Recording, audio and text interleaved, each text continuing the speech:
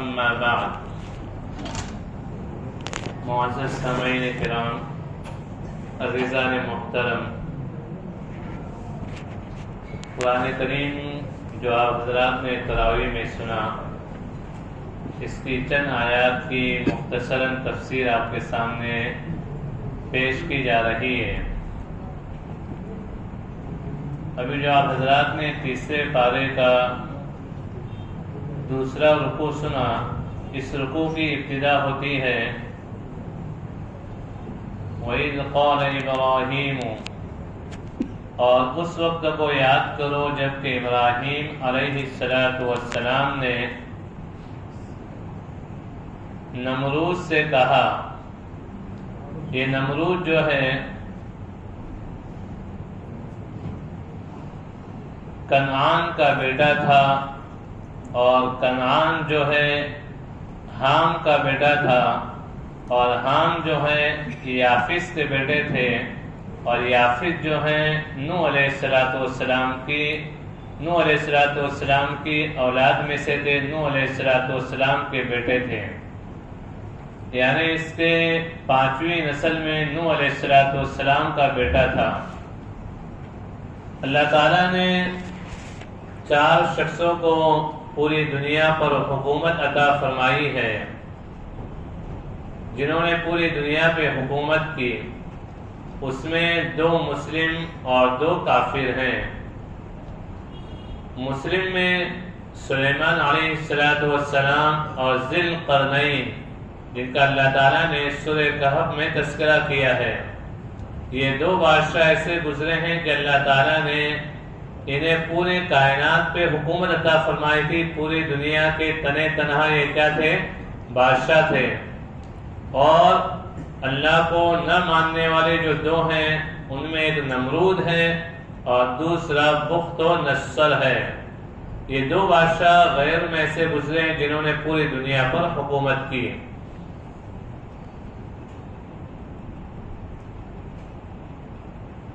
ابراہیم علیہ السلام نے آپ کو پتہ ہے ان کے بچپن کا واقعہ، جس وجہ سے پھر انہوں نے بت خانے میں گئے، اسے توڑا، اور پھر اس کے توڑنے کے بعد ان کے لیے آگ جلائی گئی، اور آگ جلانے کے بعد آگ سے صحیح سالم نکلے اور خیر و عافیت کے ساتھ وہاں سے چلے گئے۔ اس کے بعد پھر ایسا ہوا کہ جب ابراہیم علیہ السلام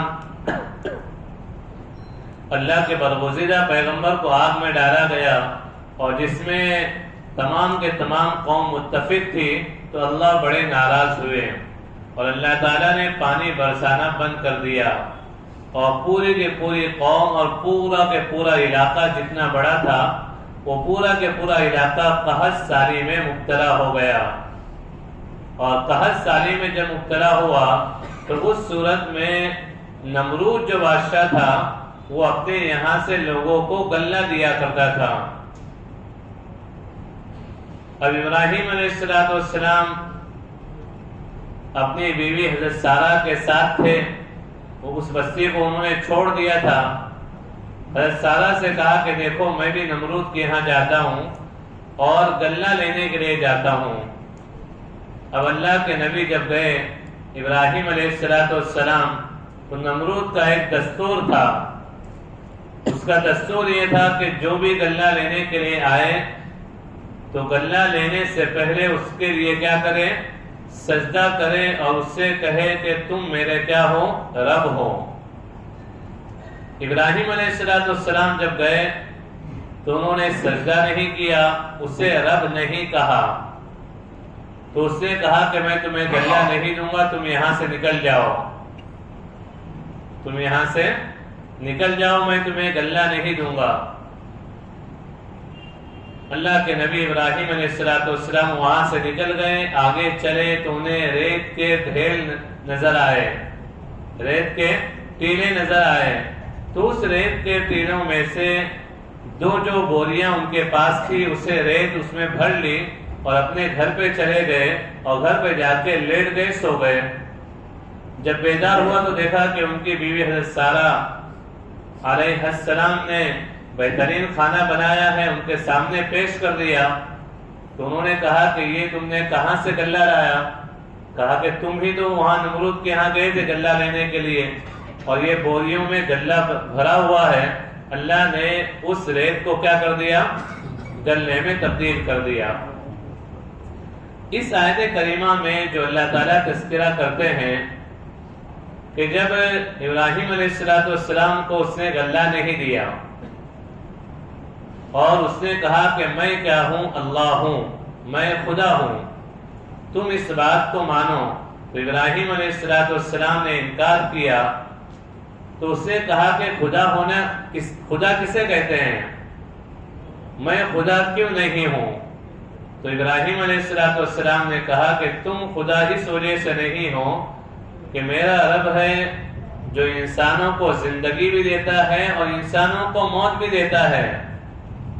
تو اس نے کہا کہ یہ کام تو میں بھی کرتا ہوں۔ قید خانے میں سے 2 قیدیوں کو بلایا، ایک کی رہائی طے تھی کہ اسے آج کیا ہونا ہے؟ رہا ہونا ہے۔ اسے بلا کے اس نے فوراً کیا کر دیا؟ قتل کر دیا۔ کہا کہ دیکھو اس کی رہائی تھی، میں نے اسے موت دے دی، اس کی زندگی تھی، میں نے اسے موت دے دی۔ دوسرا آدمی جس کی پھانسی طے ہو چکی تھی، اسے بلا کے رہا کر دیا اور کہا کہ دیکھو میں نے اسے زندگی دے دی۔ تو ابراہیم علیہ السلام سمجھ گئے کہ اسے دوسرے طریقے سے سمجھایا جائے۔ تو ابراہیم علیہ السلام نے کہا کہ میرا رب وہ ہے جو سورج کو مشرق سے نکالتا ہے اور مغرب میں ڈبوتا ہے، اور اگر یہ طاقت تم میں ہے کہ تم بھی اس سورج کو مشرق سے اور مغرب سے نکال سکتے ہو، یا ایک دن ایک کام کیجئے کہ آئندہ کل سورج کو بجائے مشرق کے نکلنے کے آپ مغرب سے نکال دینا، تو میں سمجھ جاؤں گا کہ تم بہت بڑے کیا ہو؟ طاقتور ہو، تم خدا ہو، میں تمہاری پرستی شروع کر دوں گا، عبادت شروع کر دوں گا۔ قرآن کریم کہتا ہے فَبُهِتَ الَّذِي كَفَرَ، وہ کافر مبہوت ہو گیا، ششدر اور حیران ہو گیا۔ حالانکہ مفسرین کہتے ہیں وہ یہ جملہ کہہ سکتا تھا کہ میں ہی ہوں جو سورج کو کیا کرتا ہوں؟ مشرق سے نکالتا ہوں، مغرب میں ڈبوتا ہوں۔ تو جب ابراہیم علیہ السلام نے کہا روز جب تم یہ کام کرتے ہو تو آئندہ کل یہ کام کرنا کہ سورج کو کہاں سے نکالنا؟ مغرب سے۔ مفسرین دوسری بات یہ بات عرض کرتے ہیں کہ نمرود حیران کیوں ہو گیا؟ یہ کوئی اتنا بڑا مشکل جواب نہیں تھا، لیکن وہ حیران کیوں ہو گیا؟ قرآن کریم کہتا ہے فَبُهِتَ الَّذِي كَفَرَ، کہ وہ کافر حیران اور ششدر ہو گیا اس کے جواب سے، اس لیے کہ وہ جانتا تھا یہ اللہ کے نبی ہیں، یہ اللہ کے نبی ہیں۔ آپ کا معجزہ آگ میں دیکھ چکا تھا، دوسرے آپ کے معجزات دیکھ چکا تھا، اسے یقین تھا کہ یہ اللہ کے نبی ہیں۔ اگر میں یہ کہہ دوں کہ آئندہ کل سورج تمہارا رب بجائے مشرق کے مغرب سے نکالے، تو اسے یقین تھا کہ ان کا معجزہ ثابت ہو سکتا ہے اور آئندہ کل سورج بجائے مشرق کے مغرب سے نکل سکتا ہے، اور جب سورج بجائے مشرق کے مغرب سے نکلے گا تو اتنے سارے لوگ جو یہاں موجود ہیں اور میری پوری کی پوری رعایا ہو سکتا ہے اسلام قبول کر لیں۔ اس لیے وہ حیران ہو گیا اور خاموش ہو گیا، کوئی جواب نہیں دیا، اور ان سے کہا کہ آپ یہاں سے چلے جائیے۔ تو اس آیت کریمہ میں اللہ تعالیٰ نے ابراہیم علیہ السلام کا تذکرہ کیا ہے۔ اس کے بعد کی جو آیت ہے او کالذی مر علی قریہ وہی خاویۃ علی عروشها، اور تم اس بستی کا ذکر کرو جو اپنے پگڈنڈیوں پر اور اپنی ستون پہ گری ہوئی تھی، اپنے ستون کے بل پوری کی پوری بستی گری ہوئی تھی، اس کی چھت ستون کے سمیت نیچے آ گئی تھی، وہاں سے ایک شخص کا گزر ہوا۔ تو انہوں نے کہا کہ اس بستی کو ویران ہو جانے کے بعد آباد کون کرے گا؟ یہ بستی پھر آباد کیسے ہو سکتی ہے؟ یہ اللہ کے نبی تھے جن کا نام عزیر علیہ السلام ہے۔ کیا نام ہے؟ عزیر علیہ السلام ہے۔ تو عزیر علیہ السلام جب وہاں سے گزرے تو انہوں نے کہا کہ اے اللہ، یہ بستی جو اتنی ختم ہو چکی ہے، پورا شہر کیا ہو چکا ہے؟ ویران ہو چکا ہے، یہ شہر پھر آباد کیسا ہوگا؟ اور اس کے نیچے جو لوگ دب گئے ہیں، دھس گئے ہیں، وہ پھر سے کیسے زندہ ہوں گے؟ یعنی کیفیت کیا ہوگی؟ اللہ زندہ کریں گے، اللہ اس پہ قادر ہیں، اس کا 100% یقین اللہ کے نبی عزیر علیہ السلام کو تھا، لیکن اس شہر کی کیفیت کیا ہوگی پھر سے آباد ہونے کی؟ یعنی وہ یہ سمجھ رہے تھے کہ یہ شہر اب دوبارہ کبھی آباد نہیں ہو پائے گا۔ اس وقت عزیر علیہ السلام گدھے پہ سوار تھے اور ان کے ساتھ کھانے پینے کا سامان تھا۔ اللہ تعالیٰ نے یہ جملہ کہتے ہی انہیں موت دے دی، ان کا گدھا بھی وہاں پہ مر گیا۔ اور پھر اللہ تعالیٰ نے 100 سال کے بعد عزیر علیہ السلام کو بیدار کیا، جبکہ سورج ڈوب رہا تھا۔ اللہ نے پوچھا قال کم لبثت؟ قال لبثت یوما او بعض یوم، اے عزیر تم یہاں کتنے سالوں تک رہے؟ انہوں نے کہا کہ ایک دن یا ایک دن کا کچھ حصہ، یعنی پورا ایک دن بھی نہیں، ایک دن کا کچھ حصہ یا پورا ایک دن۔ قال لبثت یوم، قال لبثت، انہوں نے کہا کہ اے عزیر بلکہ تم یہاں 100 عام، پورے 100 سال تک تم کیا رہے؟ یہاں ٹھہرے رہے۔ وانظر الی حمارک، تمہارے پاس جو گدھا تھا ذرا اسے دیکھو، تو گدھے کی ہڈیاں گل سڑ کے بالکل کیا ہو چکی تھی؟ نیست نابود ہو چکی تھی، ختم ہو چکی تھی۔ اللہ نے کہا کہ دیکھو اپنے کھانے کو دیکھو، تمہارا جو کھانا ہے اسے دیکھو۔ جب انہوں نے اپنے کھانے کو دیکھا تو کھانا ویسے ہی گرم تھا جیسے لے کر وہ نکلے تھے، جیسے لے کر وہ نکلے تھے، کھانا کیا تھا؟ ویسے ہی گرم تھا۔ اب یہ عزیر علیہ السلام جہاں چل رہے تھے، جس بستی میں، اللہ کا نظام، اللہ نے زمین کو بھی حفاظت کرنے کا حکم دیا، ہواؤں کو حفاظت کرنے کا حکم دیا، اور کیڑے مکوڑوں کو اور چرند و پرند کو اور درند کو اور انسانوں کو جگہ جانے سے اللہ نے روک دیا۔ یہ اللہ کے لیے کوئی مشکل بات نہیں ہے۔